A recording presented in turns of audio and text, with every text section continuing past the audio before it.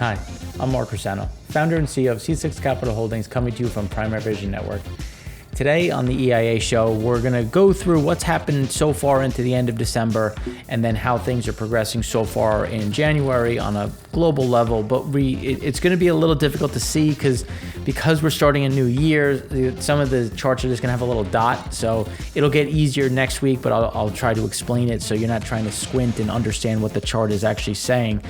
So right now, what we said last week came true in terms of another slowdown in refined product demand, some decent builds across distillate as well as gasoline.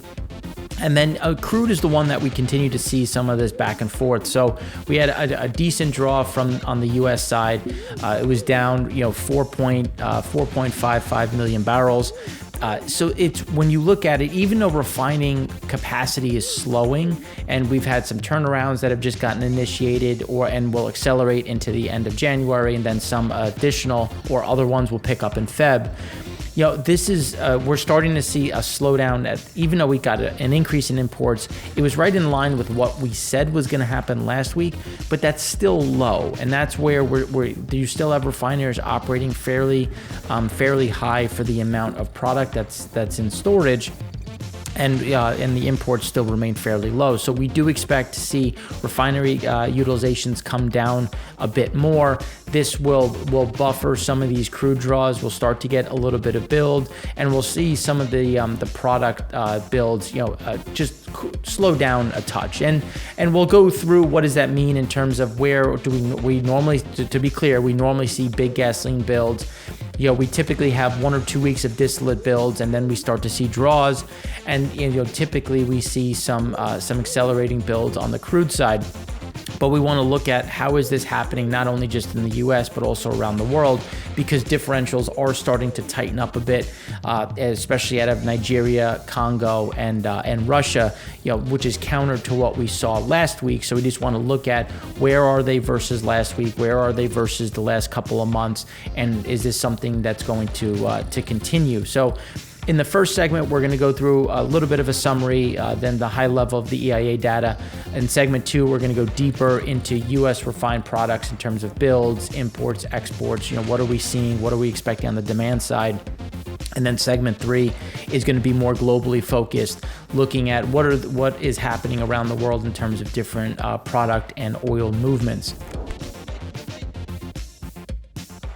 So this is just to end the year right here when you look at total oil and product stocks as we got into year end. So I like this chart just because it shows what is happening on a global level. So when you factor in oil and product stocks, the deficit narrowed from 59.8 to 46.7, and that was really driven by the builds that we were expecting to see in both U.S., Europe, and Singapore on the product side, which came to fruition, which was really the driver on the narrowing that deficit because oil still remained at a fairly bullish side onshore. But then when you look on the offshore side in the floating storage, things have gotten a bit worse, which is why it actually flipped into surplus from a negative 5.4 or a deficit of 5.4 million to a positive 5.5 million. And that's really driven by the floating storage side, again, coming back to the issues that still remain on the supply chain, which is keeping this crude offshore, which is why we like to look at both. Then when you look at total oil product stockpiles, the deficit narrowed slightly from that 54.4 to 52.2, but this doesn't pick up some of that additional that we saw in Singapore and Europe. So that will get a little bit tighter as we go into this week and beyond. And one of the reasons why that's going to happen on both the crude side as well is that China has ordered some independent oil refiners to reduce crude processing ahead of the Olympics. Now, the Olympics at the beginning of February, this is normal for what they've done prior to the Summer Olympics. They like clear skies. They like things to look pretty. So they typically have coal-fired steel plants and other types of mills really kind of reduce their production just to make sure that there isn't as much pollution in the air and things look robust. So that's I think something that's obvious. Now, some processors in the eastern province of Shandong received notices to curb operating rates by about 20% from January 30th to February 20th. Essentially, give that a little bit of time to clear the air and then have that go through until the very tail end of the Olympics, and then you can pick back up. And a combined refining capacity of 20 million to 35 million tons a year could be affected. Now, Libya's oil production reached 1 million barrels a day after its biggest oil field resumed output. And that was after militias forced a 3-week stoppage. A deal was reached with the Petroleum Facility Guards, a paramilitary force meant to protect the facilities. So that's going to be kind of that gradual move up, which is why the differentials have gotten tighter. A lot of that was driven by what's happened in Kazakhstan, what's happened in Libya, but we're going to start to see some of that soften. But again, nothing too crazy, especially given where some of the prices have gone for WTI and Brent as we come into the first week. Now, when we look at land storage has remains fairly robust. When you look at deficit, the deficit did narrow from 65.4 to 59.3. That was really driven by areas outside of the U.S. When you look at west of Suez, the deficit narrowed from 32.2 to 32.1. Again, not much smaller. It was really east of Suez that saw some of the most tightening, with the deficit narrowed from 27.8 to 20.5. So the east of Suez is where we see some of that acceleration of builds. And it's going to be and if you think about what's happening in China, the slowdown in activity, that will put some more into end storage. And then when you start looking at what's happening in Japan, South Korea, that's where we'll see some of that increase on land storage, but there's that delay in terms of what's happening offshore and onshore, and that getting and onboarding and in general. So when you look at what has happened so far on the differential side, so Nigeria's Cuibo crude for February loading traded at a premium of more than $2 a barrel versus dated Brent, which is a gain of 70 cents compared with January cargoes. Differentials have firmed, and it's really coming from Libya, CPC, and again, just when you look at what has happened, CPC obviously coming from Kazakhstan down, what's happened with Libya. Now, not only did they have the militia issue, but they also had some really rough weather, which also impacted, again, driving some of that rebound in those movements. China's gasoline inventory dropped 2%. To 14.7 million tons, or 42% of capacity. According to Oil Chem, diesel stockpiles rose 1.1% to 15 million tons, or 33% of capacity. We expect that to continue to trend higher, especially as they try to reduce some of that activity ahead of the Olympics. But you're also seeing a continued asymptomatic spread of COVID. Omicron is there. We know what happens when Omicron gets loose. As somebody who recently had it, as my whole family did, I'm pretty sure that you, as well as myself, the list is much shorter of who doesn't have COVID versus who does. So that's just some of those residual impacts. And then when you look at Russian SOCOL, because if you remember, I was saying that SOCOL and ESPO really got taken to the woodshed. You had a big drop from $7.80 to just north of $2. But now we're actually getting a nice little bump with crude from March 18 to 24 loading, coming in at a premium of $5.60 a barrel to the Dubai price. Now, that is a positive only because when you look at where it went, it was crossing at about $2.80, and now it's back to $5.60. It's not back to that peak that we had just below $8, but again, you're starting to see a little bit of that tightness coming back through, which is a net positive when you're looking at what is happening a bit in that physical side. Now going to the offshore component, floating storage total, you can see that we're coming in at the high end, and taking out that 2021 high. Where when we look at it a bit more on a bit more depth in the in segment 3, you'll kind of see where we sit. The surplus went from 37.1 to 38.3, and again, it was really driven by east of Suez, which is where we see a lot of that stickiness and those problems with some of those different the different volumes. When you look at west of Suez, we flipped into a deficit from a surplus of 5.7 million to negative 4.5. A lot of that was driven by West Africa. which it's still at a seasonally adjusted high. But again, you had that nice drop, and a lot of that was some of that clearing into both Europe as well as into Asia. And then east of Suez, which is what we were saying, because we did see a lot of some of that purchasing pick back up in November heading into Asia. Now that's starting to show up. That's starting to go into storage. So we do expect to see that surplus widen as it went from 39 to 40.8 in the region. Now, when we turn to the U.S., you can see we had another draw of 4.55 million, bringing us 53.7 million below that 5-year average. Again, it remains mainly driven or largely driven by Pad 2 and Cushing. Pad 2 had a drop of 2.94 million. Cushing had a drop of 2.47 million. So respectively bringing that below the 5-year average by 22.8 and 15.3 million. Gulf Coast is down 2.74 million. That's 11 million below the 5-year average. We expect to see Pad 3 reverse a bit. So when you look at what happened with imports had a little bit of a bounce in Pad 3, still fairly low, and Pad 2 had a pretty sizable drop. And the sizable drop in Pad 2, there's been a lot of issues with pipelines coming out of Canada due to weather and just due to frigid cold, which, again, if it gets really cold, then you don't want the oil and natural gas on this side, freezing in the pipe. So you end up shutting things down and trying to protect the asset and then getting things moving again. So we do see a makeup on that, but it'll just be a timing issue as well. So Pad 5 had a little increase of 2.76 million, bringing us fairly in line with the 5-year average. And then when you look at the SPR was only about another 300,000 barrels. Draw, bringing us to about 4.85. And again, that just goes into commercial storage, and that's going to continue just based on what is happening in the market. Production was down slightly according to estimates at 100,000 barrels. We are just above 11.7 as we head into January.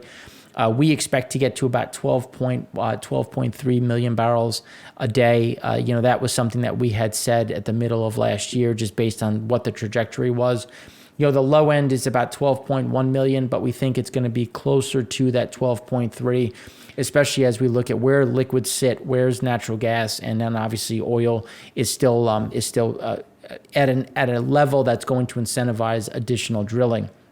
And then just putting that into perspective, the Dallas Fed Energy Survey, E&P companies reporting an increase in CapEx and expecting an increase in CapEx in the next 12 months. You can see that more and more companies are looking to increase on the CapEx side. Now, that's twofold. That's one, they do want to increase production. They do want to try to obviously capture this elevated price, but there's also rising costs. This is labor, this is equipment, this is what oil field services, rigs, all of these things are just, you're seeing day rates come through due to just equipment costs in terms of getting new things through the supply chain, hiring new individuals, and then just the actual diesel that's used to operate most of this. So just looking at where this is, so U.S. exploration and production E&P firms, which of the following is your firm's primary goal in 2022? And about 50% of respondents said grow production. So that's something that I don't think anybody's going to be surprised when we look at that figure. But again, this is why we do think you're going to get it's going to be a steady move. We're not going to get this huge surge. As we talked about on the Frac Spread Show, it's going to be a measured move back to 275. That's going to be the quick move, and then a measured move to a 300 and beyond. But it's going to be very difficult to get above that 315 to 325, just given the amount of spreads that are available and how much has been worked through and where that horsepower is actually sitting. Now shifting gears to refining, runs dropped by 1.4. Crude utilization rates dropped by 1.4%. And it went from 89.8 to 88.4%. So I was expecting one last kind of push prior to the rollover, just because we do have scheduled maintenance into the end of January. So I was expecting to see kind of less little push and then starting to slow things down as we got into the end of Jan.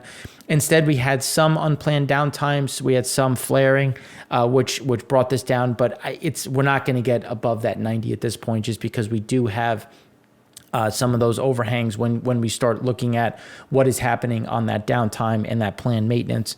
So when we look at runs in general, that pulled about 294,000 barrels a day out of demand. So then when we look at where, obviously it was in pad 3, that came down 141,000 barrels a day. That's a mixture of planned and unplanned, and some of that unplanned will obviously come back, but you're still not going to really be able to bridge that gap with pad 5 also seeing a drop of 143,000 barrels a day. Some of that will come back. It's just going to be, it's going to be difficult to get that last push that we were expecting. We'll have a chart on that in a minute. So imports had an increase of 184,000 barrels a day. That's still about 1.26 million below normal, or I should say the 5-year average. Pad 1, it was down 417,000. Pad 2 was down 311,000. Even though it was down 311, that's still only 82,000 barrels a day below the 5-year. But a lot of that was weather driven, which is more transitory. It's just a matter of timing. You were getting a little bit of warmth coming back, which will help, but still be a bit of an overhang. Pad 3 had an increase of 539,000 barrels, still 961,000 below the 5-year. We do expect to see some of that start to increase, but it's going to take time, and it'll be a little lumpy. It'll likely come down a touch before it goes back up.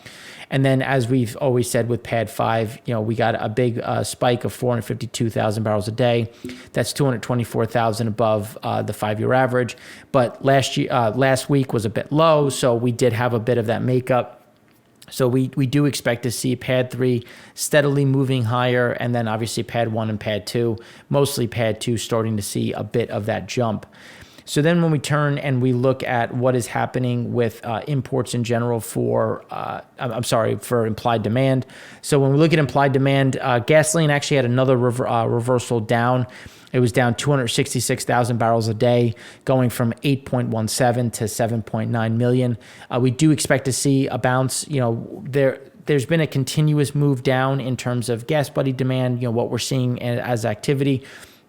But remember, this is a bit lumpy, so we were expecting to see a little bit of a bump to this week and then a decline next week. Instead, we had a decline, so we will get a little bit of that makeup next over the next week or two. But the problem is, there's really, as we said in segment 2 last week, we really saw a fairly sizable slowdown in demand in January and bleeding into February versus normal historics. This is against what should be happening. So it's not surprising to see it. It's just it happened a little bit sooner than what we were expecting. Distillate was only up 10,000 barrels a day, still 525,000 above the 5-year average. It's really going to be driven by trucking and diesel, which is going to remain robust. Jet had a balance of 138,000 barrels a day. And, again, when you look at what is happening in terms of flights, in terms of passengers, this will drop back down. It's just at the high end of our target range. And then we believe it'll go back to about 1.4 million. And then when we look at propane was fairly stable with just a small drop of 181,000 barrels a day. And we do expect to see that bounce. Weekly imports of European gasoline slumped to an 11-week low, coming in at 148,000 barrels a day, which compares with 326,000 in the previous week. So that, again, you're seeing some of this lumpiness. We expect that to continue. We actually had some, but when you look at what's happening in Europe, gasoline builds are increasing. It's just, is it going to end up in the U.S. or is it going to end up in Latin America? So after we had last week's big build, we actually had 4 tankers that were heading into the U.S. change course. Some of them went to different locations in Europe. Some of them went to Latin America. So that's where you're going to start to see this management of, well, builds are increasing, especially in Pad 1 on the gasoline side. So where are we going to see some of these movements? Now, when we look at crude oil inventory, excluding the SPR, you can see we're just below where we were in 2018. This is where we expect to see a fairly steady move up. But it's going to be, again, the rate of change is key, and we do think that we'll get back to that 2019 level in over the really till by the first or second week of February, and it's really going to be driven by exports remaining depressed, especially as crude prices have rallied, just because you're not going to see the same demand out of Asia, which is going to, again, also tighten up some of the supports where the differentials are, because you're going to have less U.S. crude making it into that market and competing. So then when we look at days of supply creeped just slightly higher. I have the same chart here just because there was an error in the calculation, but it's right at about that 26.7. So closing out really right where we began. And even though we had a draw in crude, it's the offset is obviously that drop in refinery utilization rates. So then when we look at total U.S. commercial storage and products, you can see that we're essentially in no man's land when you look at where we are right now. We expect to start climbing back towards 2018 levels, and that will really be driven by a mixture of a mixture of all the products, really, because we do think that some of the builds will slow down a touch on the product side and accelerate a bit on the crude side as you get the refiners trying to adjust for where things sit right now, which again will drive us a bit higher. Then when you look at what is happening on the gasoline side, you can see that we normally get a fairly robust bounce in builds. So we do think that we're going to get builds, it's seasonally normal. It's just the pace is going to slow down a bit. So we think that it's going to be a bit below the pace that we saw in 2017, as well as what happened in 2018 when you're just looking at that pace level, which is that green and that white line. So we do think that you're going to see one last big push, and then you're going to see it kind of balance out and slow down. It'll still be grinding. It'll still be going higher, but just the pace is going to slow down, which when you look at what has happened in 2017, what happened in 2020, that was something that we saw where the pace was fairly it had a nice little spike, and then the pace slowed down, still peaking by the middle of February, which we think is likely. And then you start to see that drop as we go into March. Weather gets nicer, spring arrives, and that's when you start to see that increase in driving demand, which will draw down some of that excess storage. Distillate is right in between where things were in 2008 or so. When you look at where we're sitting, it's still in a bullish position. We do think you're going to get some of this grind higher, as we do have imports remaining a bit elevated versus historics.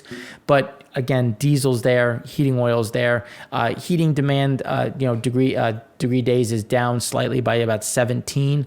We'll talk about this in segment 2 a bit more, but again, this is going to impact on the heating oil side, while we do see diesel and trucking remaining fairly robust.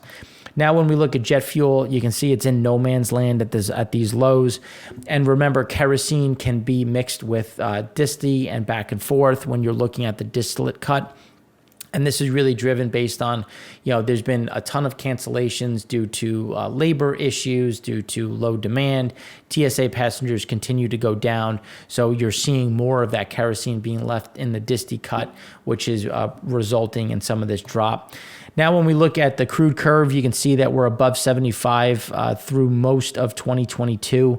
We're above 70 through essentially all of into 2023, and then above 65 as we go into the end of 24. So still pricing is there, still a lot of benefits to increase the capacity at this point in time. Now, when we look at COVID, COVID continues to spike. It's lumpy in some areas depending on when it's reported.